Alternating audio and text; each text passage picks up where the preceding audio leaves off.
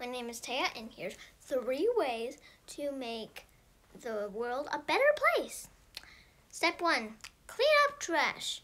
Say someone littered their whole garbage can. That's no good, because then that would make the earth sick.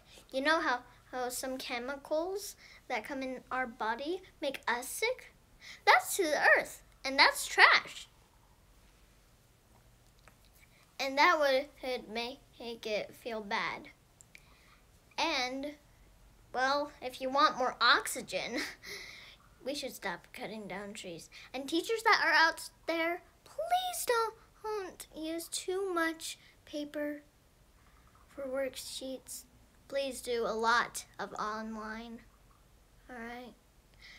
And for those other people, for those construction workers, please don't use too much wood for houses.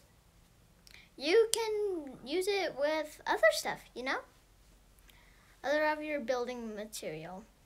That is step 2. And step 3, plant a lot of trees. Because then they would make more oxygen and, you know? And then, so if we cut down more trees, that means we're dying very slowly as we cut down trees. Well, like and subscribe, please. Bye.